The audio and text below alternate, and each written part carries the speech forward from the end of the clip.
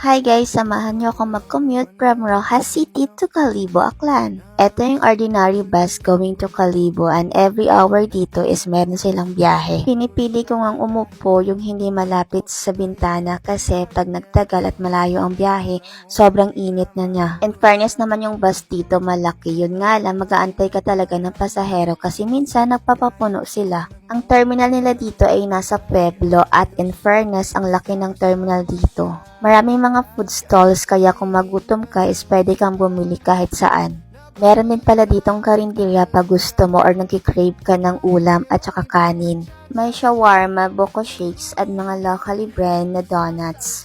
So yung mode of transportation talaga dito sa Rojas is van, jeep, bus, and mga tricycle. Meron din pala ditong maliit na tinapayan na pwede kang bumili ng tinapay. Meron din siomai kung gusto mo ng siomai at meron din ulit na buko shake. Tapos sa kabila naman, yan yung mga bilihan ng mga pasalubong o tsaka chicheria.